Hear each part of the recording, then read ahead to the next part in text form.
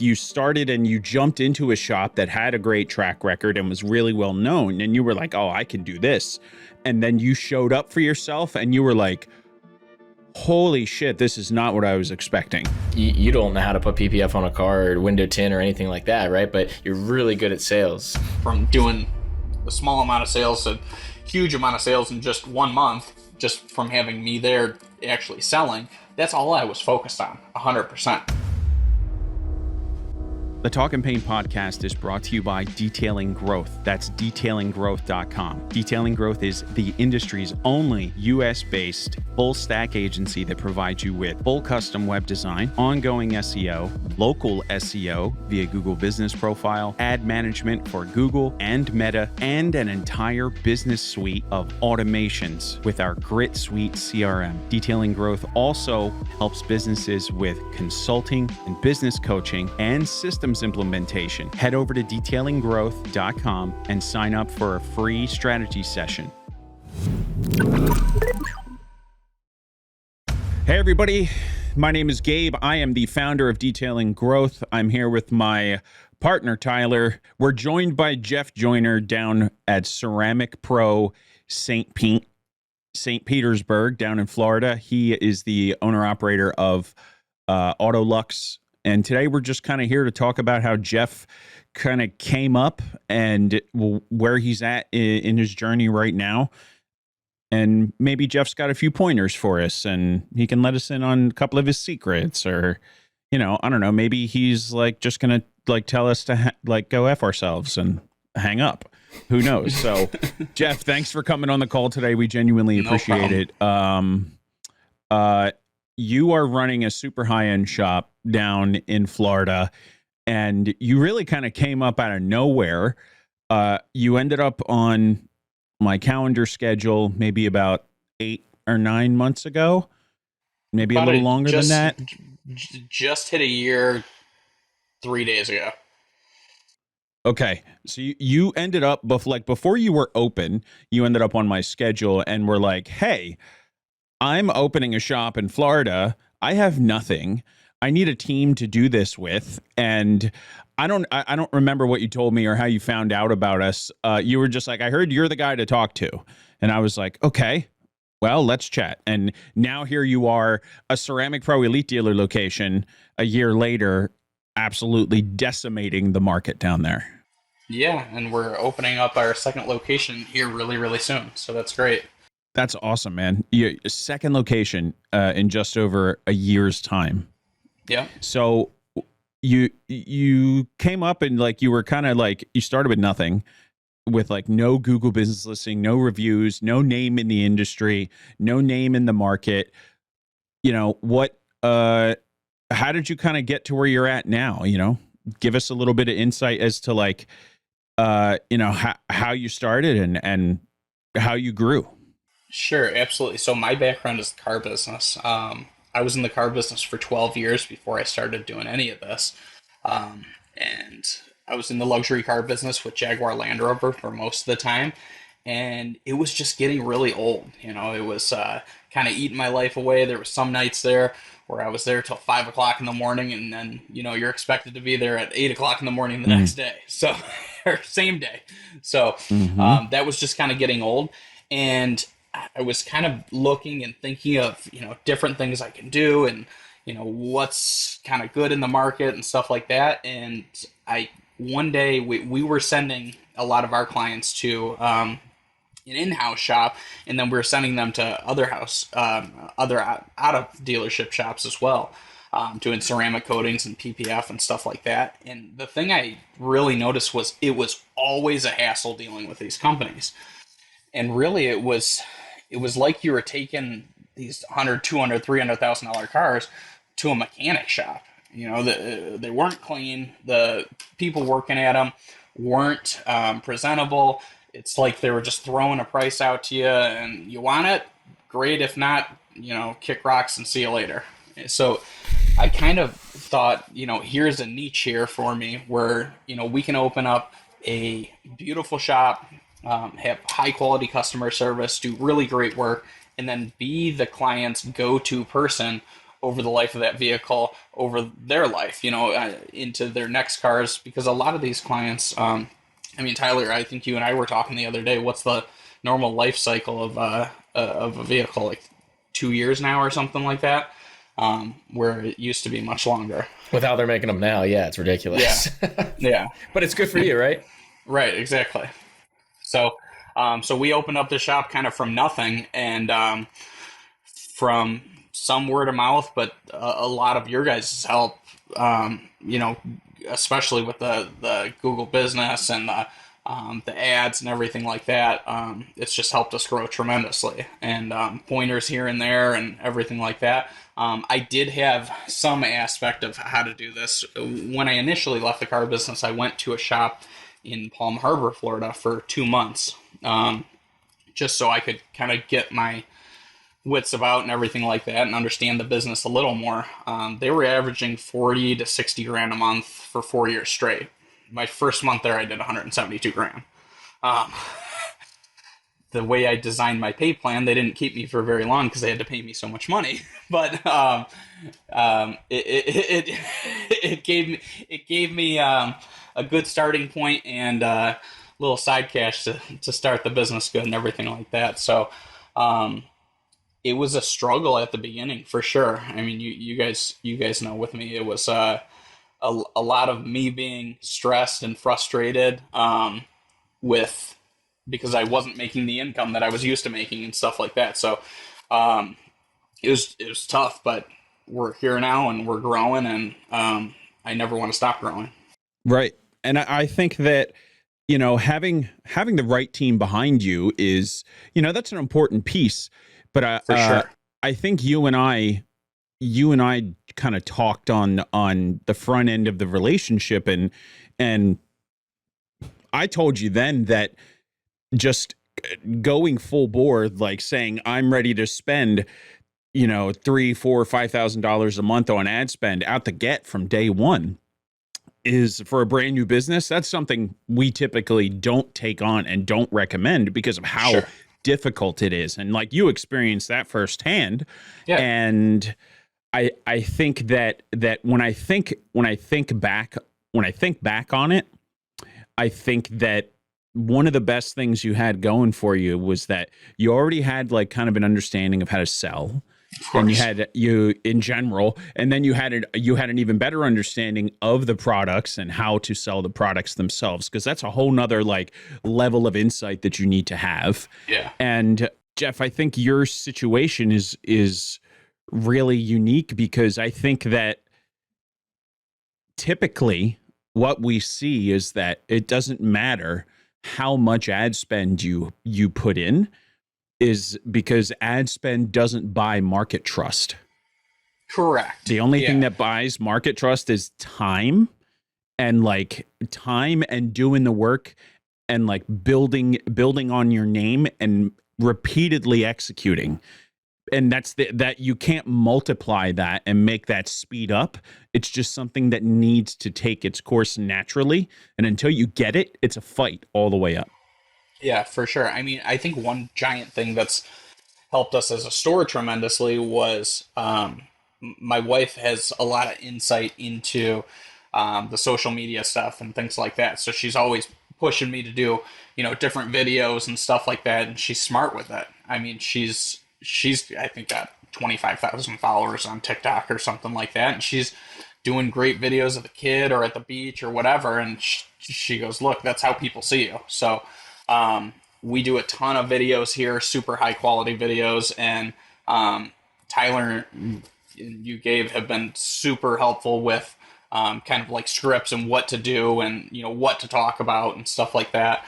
And that's made a huge difference as well, because just showing a video of a car is one thing, but actually talking about who you are as a business and what the project you're working on is and what the features and benefits of that product and what makes you different as a shop, that's what counts. It's not who gives a hell about the car.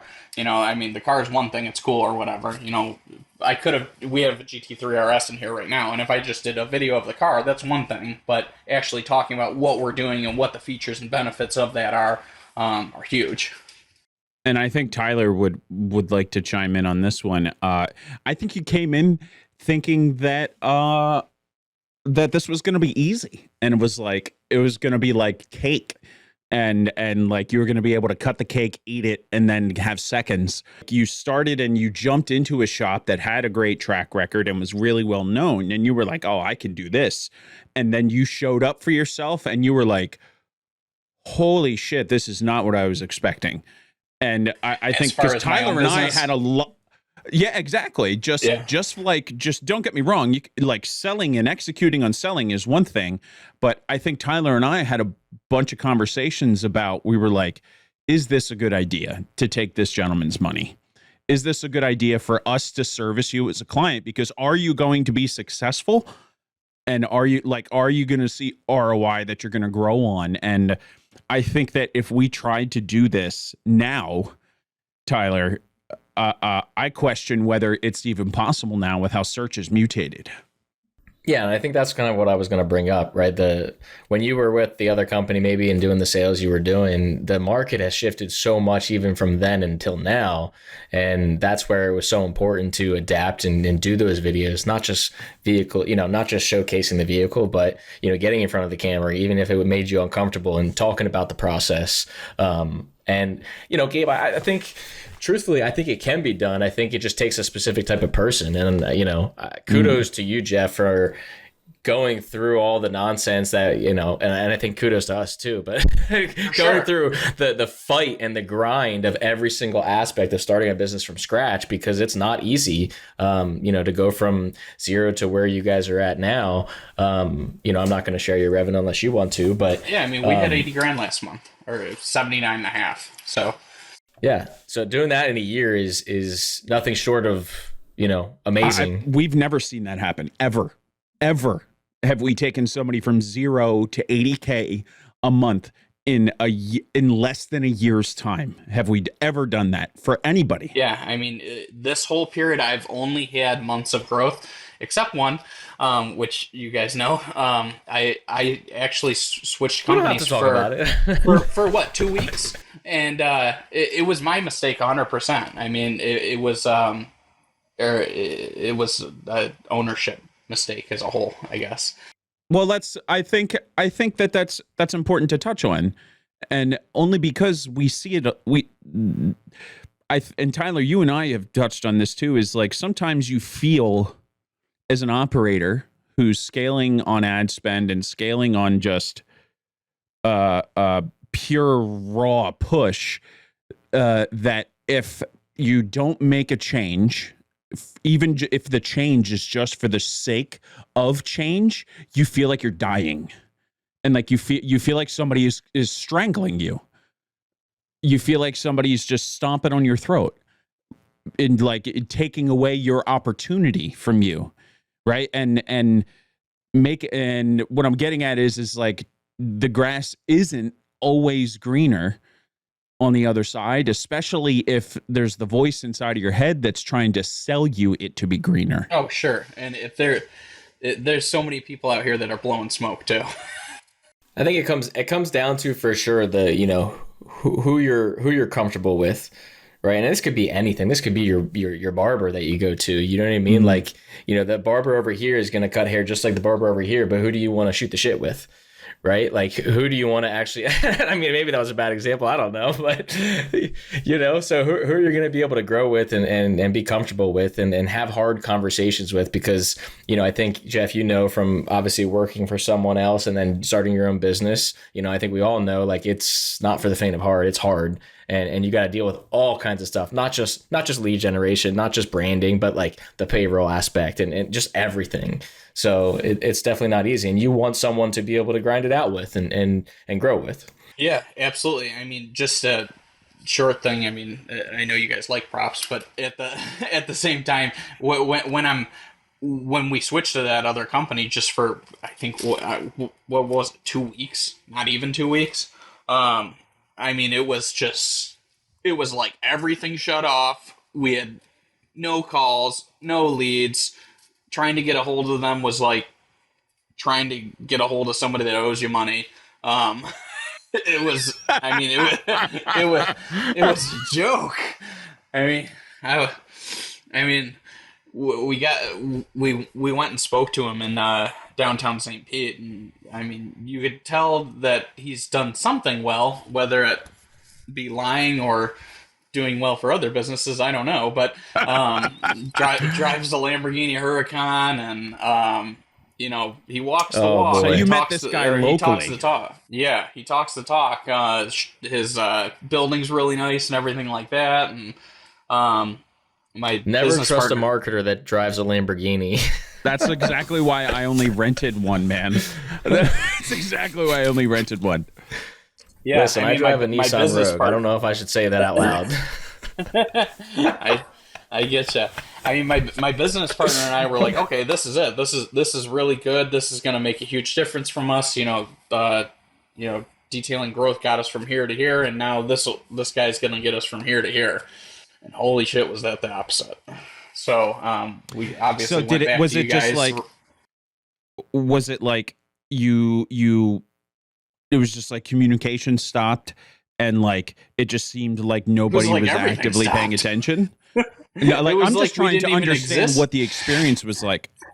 No, it was like we didn't even exist anymore on Google. I mean, he tried to Tyler. I don't even know what you guys both know. I'm not a computer guy, but he was trying to he was trying to switch us onto like some type of weird ads that you guys laughed at. Oh my God, he was trying to run LSAs for you. He was trying to run local service ads. Big difference in strategy. Big difference in strategy. Yeah. And there's no need to obviously harp on anybody else's strategy because you know, at the end of the day, over time it can work. I think we know that. And I think there's truth though to Jeff, your thought process there with like, okay, yeah, they got us here, and then this company. Listen, that's true sometimes, right? Mm-hmm. That's true.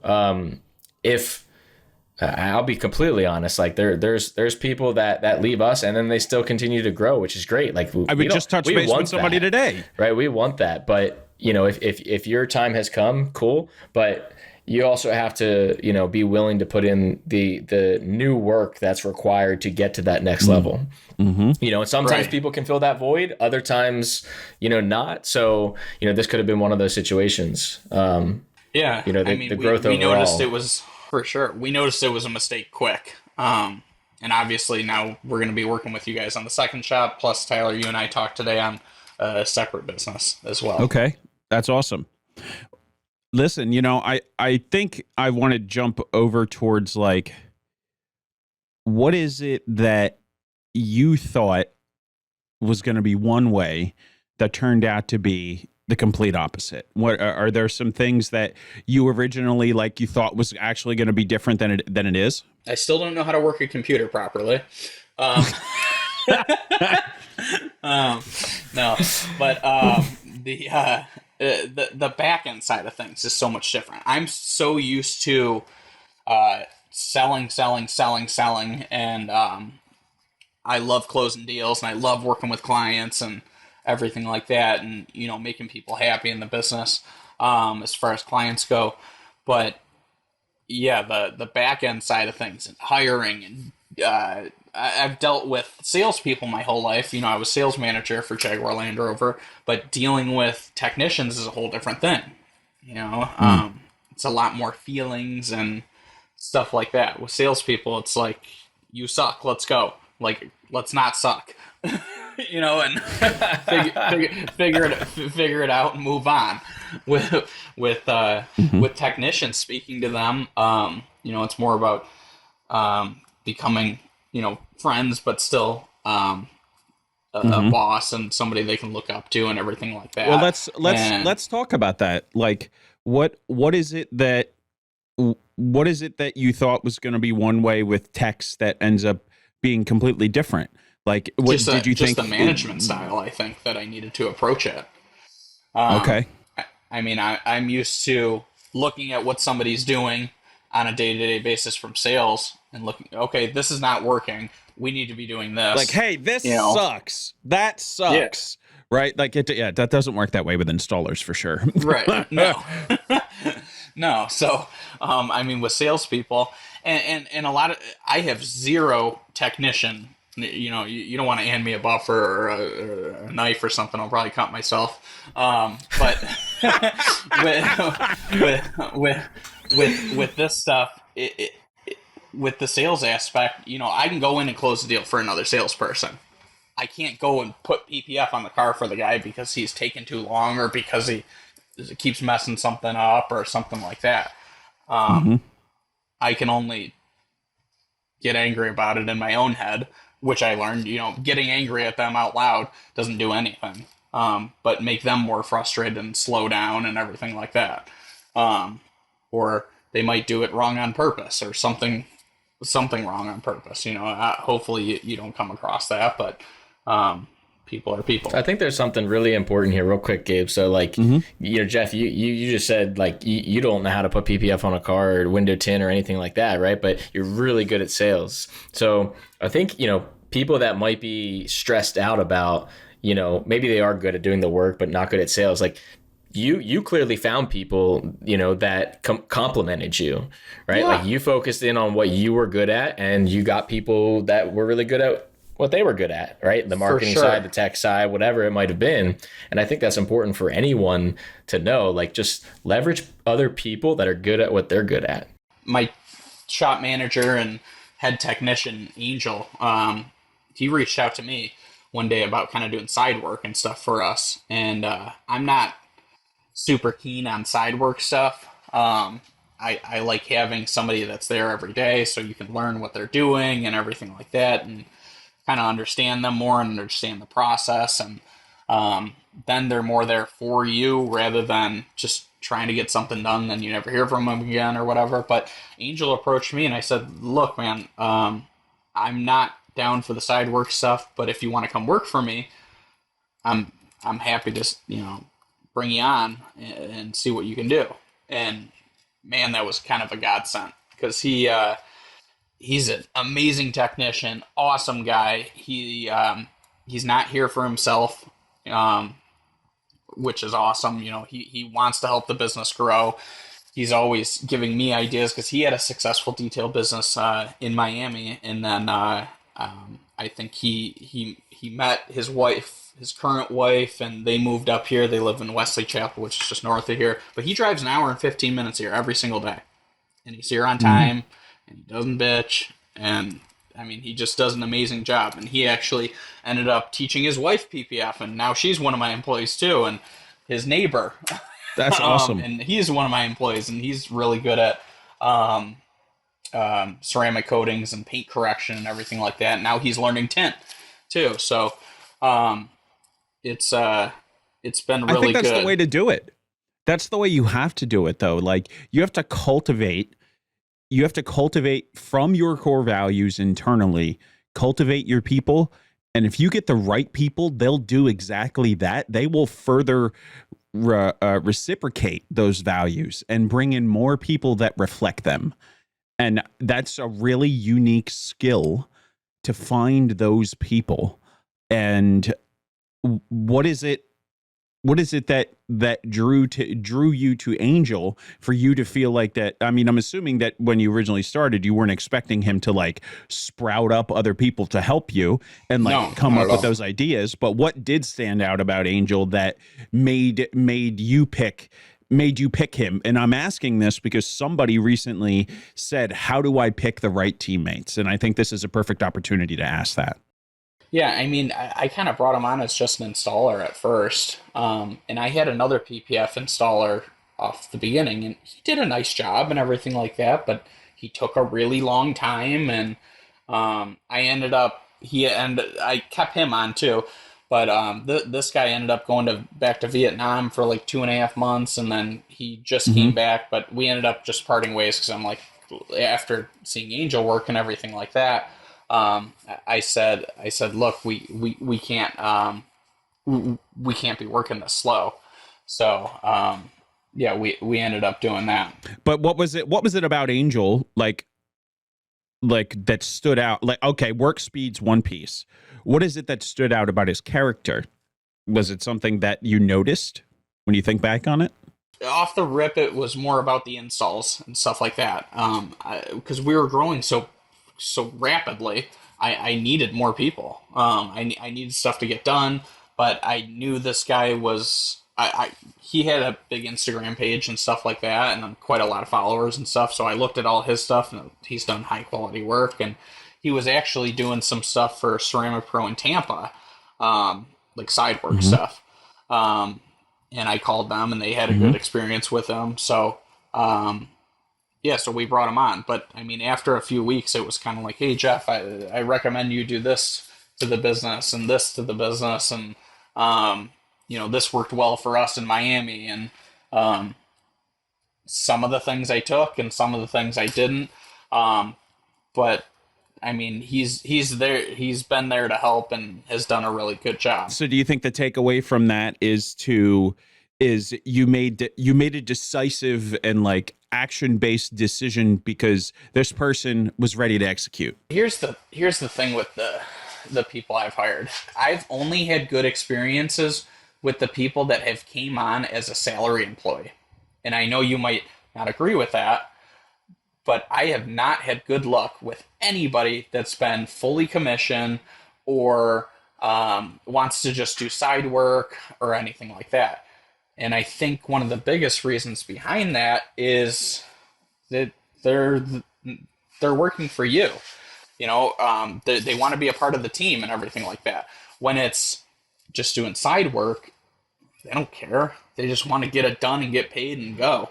They're not invested in your growth, But, listen, I have a couple of installers that work in our shop that come in as 1099ers and like they do the work and they do it well. But I also think that picking the right people for that is really important because if you just take who's available, that's how you end up with crappy work and comebacks and people who aren't going to support you, right? Sure. So I think you experience, and like clearly you experience that. You kind of mentioned, people just being out there for themselves. But if you can pick the people that are actively showing up for you and executing for you, if you can enable those people to do more for your business, they will continue to put in because they feel valued.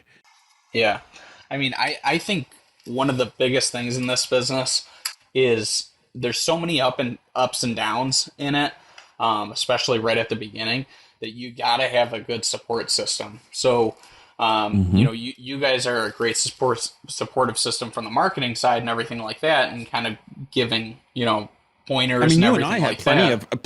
You and I had plenty of personal conversations too, and that's the other piece of this. And like, you got to have somebody that your support system internally has to be transparent. And if you can't have the conversations and like lay that out on the line with people who you work very closely with, then there's no chance you trust them to execute for you. So if 100%. If that relationship isn't there, I feel like because if Tyler or I saw you were calling us on a weekend at 10 o'clock at night, we're answering that phone because we both know that you're the guy who's like got a family. And like, if somebody's calling that late, it must be a very serious problem. And like, that is not an invitation, by the way. Yeah, it's not an invitation to call us at 10 o'clock at night. Do not do that. Or I swear to God, I'll set you on fire. I'll end everybody. I'll end everybody for that. But it's just, I say all of that to come full circle to say that if you feel like you don't have a support system that's strong enough to have a transparent conversation and somebody who you can tell a secret to, then there's no shot that you trust that person or that business to like show up and execute for you like fully and at 100%. I don't think that's possible. I agree 100%. But I mean, I think wholeheartedly, do not get into this business if you don't have a support system and a family life. Like my wife, she's gone through some shit with me doing this. Just me being in the car business is super tough on family life. But then, opening up your own business. I mean, you guys know, both of you have your own business, combined together, separate, whatever. It's hard. You're working late. You're focused on that. You're answering text messages and phone calls, after hours. What did we just say the other day? The grind isn't optional. The grind is not optional. The grind is required for success, man. Like, there's no balance when you start this and when you are in growth phase and push mode. There's no balance. There's no such thing as an off button. You're on. You're on until you're no longer able to be on. And when you reach that point, it's okay to take a break. But like, you got to come back ASAP to being right back on. Right. Like, there's none of those things are optional when you're in the growth phase, because this is such a kill or be killed type of business. You got to be willing to kill every opportunity that you have. And that requires a lot of effort, man. That's a lot of effort and time and grind. Yeah. I mean, if my wife didn't support me through this, this would have ended a long time ago. It's tough. You got to make sure you have somebody that wants you to succeed and wants you to grow, and they'll do the things to help you as well. I think that's super, super important, especially if you got kids. Like, I got a 4-year-old, so tomorrow I get to leave early, and we're doing Earth Day at her school. So once you get to a certain point, obviously you can do that stuff a little bit more. And I have a great sales guy on my team as well, Hunter, that you guys both know, that he cares about the business too and wants to grow with the business, and that's really important. I think that picking the right teammates and picking them early, like, even if you can't bring them on 100%, still knowing those people and like keeping them, just keep making sure that you're staying in contact with them. There are some people that I met when I first started in this sector that I still come in contact with. And if I didn't know them back then, I wouldn't have had other opportunities that I have now. So like, nobody is truly above keeping inside of like your mind for remembering or like showing that you care, because everybody is an opportunity, and everybody is somebody that could potentially work with you in the future. And like, if you meet those people early on, those are the people that you will, like, maybe you write down their name in their check in like your little notebook, because you never know when things explode. And then you can put the Hunter and Angels to work and like give those guys a real opportunity. And just like, you got to have the black book of names. You got to have the names list. Everybody has that. I have a small names list for like each thing here that takes place. Tyler has a small names list for each thing and component inside of what we do, because we manage a very large team globally. And like, if something is broken, we know that we have a couple of people that we can call and say, yo, can you like hook us up here and look at this? And just having that list of names is maybe, I think that's maybe one of the takeaways is that you never know who you're going to meet and when and how you're going to connect with them, and to just never write it off. Agreed, 100%. Yeah, I mean, one other thing that's huge in this business that I think not everybody thinks of, and I know you guys will agree with me with this, is it's not just one person. It's the whole picture in this business. So you can't just be an installer. Can't do it. You can't just be a sales guy, because then you can't install. You can't just have, you can't just be a marketer, because then you can't sell or you can't install. You have to have a salesperson, an installer, and a good marketing team, and then a supportive system at home too. Otherwise, none of this will work for you. You will fail 100%, or you're going to be making $5,000 a month. Right. And I was going to say, you can do those things. And listen, not everybody wants $1 million business or $5 million business. You can do those things. You just can't do those things if you want to get to that next level.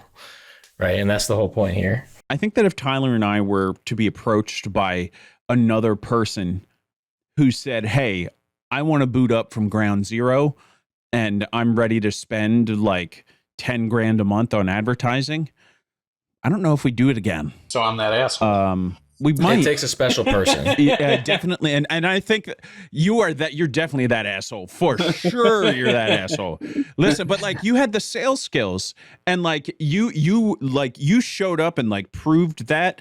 And I think that was probably the big convincing piece, is that you had those skills to fall on, because that's the most important piece at that time. And that's what most of the newer guys struggle with, is like sales confidence and speaking confidence and like personability. You checked all those boxes, and that's what I want to just applaud you at, because like you were good enough to know and say like, listen, you don't need to like train me on like sales psychology. I got all of that. Even though like we tweaked it and like as we went along, like you learned the verbiage and like what certain things meant and how you can read people differently. But like, that's different for every business. But I think that if somebody came to me and didn't have those things now, I don't think we'd take them. I just because it would just be taking their money for the sake of taking their money. And that's like, I think that's a really unique thing to highlight, is that there's not a lot of people who are just truly prepared to step into a meat grinder on day one. Because that's what it is. It is a meat grinder for your existence, for like your sanity and your mental clarity. Am I making the right choices? And like just your full on, your capability to stand in the fire when you're getting started is a direct reflection, I believe, of the skills that you carry with you to the starting point. Because if you don't have the right skills, I think that as you stand in the fire, or as we say, stand in the gap, as you stand in that gap, when you are first coming online, if you don't have the skills to back you up, you're just, I think you go up in flames, and we see that happen all the time. So I think maybe for those listening, I think that if you're ready to take the next step and you're ready to show up for yourself and you're ready to come up to the plate and like you got the bat on your shoulder, you're ready to start swinging. Before you swing, you should like factually ask yourself, do I factually have the things, and do I have the skills? Do I know that I have them?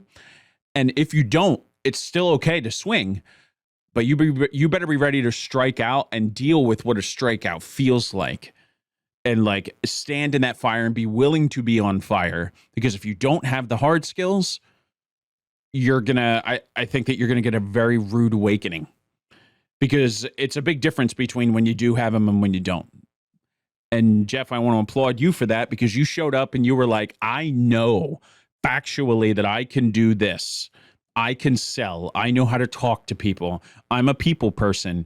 And I think that might be the most important skill for when you step up to the plate and like you're either just starting out or you're whatever the next ceiling that you need to break through is. I think that you knew what that ceiling was and you smashed right through it because you had the skills. Knowing what you're good at is one thing, but you got to be open to learn and grow as well. That's a huge thing, because if you're not willing show to up do as that, a student, you got to be a student. Yeah, and I learn new things every day at this place, good or bad. But it's there's a lot of moving pieces with this business that I didn't really have the background of. Mostly like what? Well, like when I was at that other shop, that we went from doing a small amount of sales to huge amount of sales in just 1 month, just from having me there actually selling. That's all I was focused on, 100%. Do I think if I would have had more people around me in this business doing those other things and all I was focusing on is selling, we could have grown even faster? Yeah, probably. But I mean, for those first, when did we bring Hunter on? Like 3 months ago, I think I brought Hunter on. I was doing all the selling, all the stuff with you guys. I was doing all the ordering, making sure the building's good. It was like nonstop, just thing after thing after thing after thing. I mean, just sitting here for 42 minutes now. Somebody's knocked on the door in here 5 times already. And I told all of them before we came in here that I was doing this. Go away. So, right. Yeah. So, I mean, it just goes to show you have to be open to having your hands, you have to be one of my old salespeople, he was a surveying guy. He used to say you have to be an octopus. You have to have he would be like, I am not octopus. You got to have your hands. You got to have your hands in a million different things. You got to be willing to sprout extra limbs then, Yeah. And like, I think that goes right back to you saying like the back end is like, it's a lot. And like, it's a lot of time and energy, especially if you don't have a system and like, you don't have it like whatever it is, and you don't have it all the way dialed in. I think that you suffer until you do. You suffer all the way until you do have it systemized, and take that and apply it to whatever thing that you suffer with that you hate or can't stand. It doesn't matter what it is. Each individual thing is a system. The world is a system. How you walk and handle opening a door is a system. And if you hate a lot of different things, well, that's a lot of different systems that you still don't have. And I think that until you systemize it, you hate it, and loathe it. What do you think? Tyler, hold on. Tyler's over here. He's got his gears churning right now, and I want to hear what he has to say. No, I'm just taking it all in. I agree with you 100%. I mean, ultimately, this is a big reason why businesses either succeed or fail. Right. And just that concept alone. So it's important to just kind of take in and kind of check yourself and realize, like, do I have these systems in place? And if not, go figure them out, or else, again, you're not going to get to that next level. Mm-hmm. Another big thing with this business that I learned fairly quickly is don't use the cheap, junky PPFs and ceramic coatings and stuff like that. Get something that's high quality, a brand that's actually going to support you and stuff like that. Because when we first started, I didn't know what to get, and we were buying overseas stuff, and there's something wrong with it, and they're like, "Oh, sorry about that." Okay, what are you guys going to do? Nothing, nothing, and it's basically your fault that you let them cheat you. And it's like, I mean, it's crazy. And is that what landed you on Ceramic Pro? Is you needed a support system? Well, I mean, Ceramic Pro approached us. I probably would have just kept going down the same road, really, and figured it out. But Ceramic Pro approached us. There was actually another shop down the street that was Ceramic Pro St. Pete, and then Ceramic Pro found out they were using other products and was saying they were using Ceramic Pro products, and they weren't. So then they approached us and saw how fast we were growing and everything like that. And I don't know if they knew we were doing marketing with you, Gabe, because I know you're Ceramic Pro Pottstown. I mean, I've had nothing but great luck with them. They've been really great with us. Me and Peter, the owner of Ceramic Pro, have become really close in this short period of time that we've been with them. We've been with them like 6 months now, I think. But yeah, I mean, I had a guy cancel an order the other day that was a $9,500 job. Sucks that we lost the job. But he Eddie over there was like, "Oh, just send the material back, no problem." And I was like, "Okay." Like, it's not like, "Oh no, screw you. You just bought $3,600 worth of material. You're screwed now."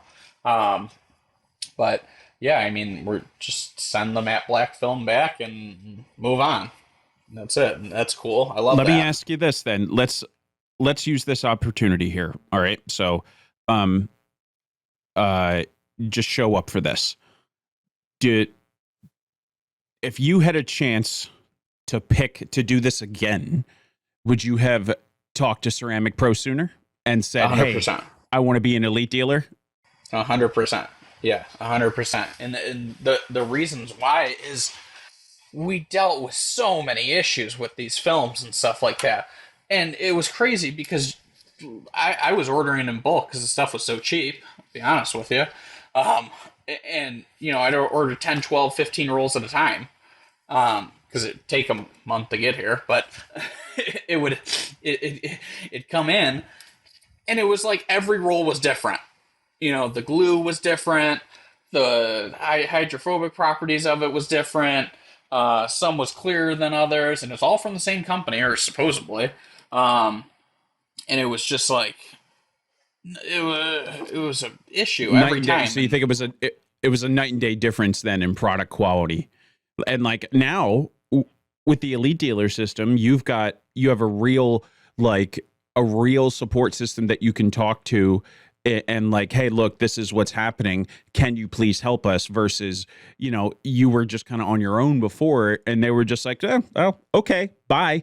And Right. You were just kind of like fending for yourself. And I think you learned the hard way of why companies like Ceramic Pro and some of the other big names are here, because they bring with them a support system that is an actual benefit for you and your business. And if you work with the right team, hi, my name's Gabe, I operate Detailing Growth. If you work with the right team that knows how to execute and take advantage of those brand properties that you can then attach to, that's where the real growth leverage comes from. And I'll say that just looking back on everything that you've done, getting on board with Ceramic Pro was quite possibly the best thing for your numbers, because they've only gone this way Yeah. since then.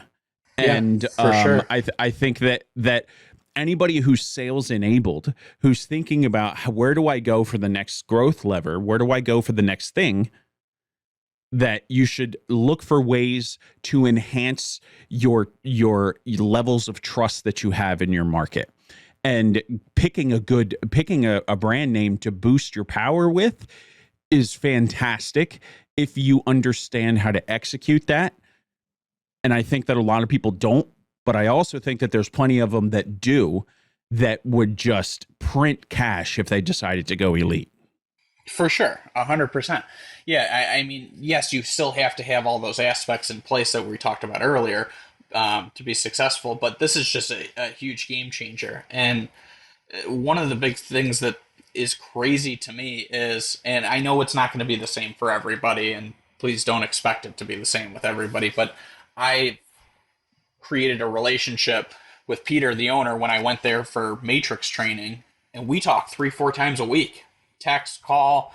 I was on the phone with him this morning for 40 minutes, and that's crazy to me that a billionaire owner of Ceramic Pro, amongst a bunch of other companies that some people know about and some people don't, will actually give you the time of day. A shop, doing 80 grand a month or whatever, that's not really anything compared to his business.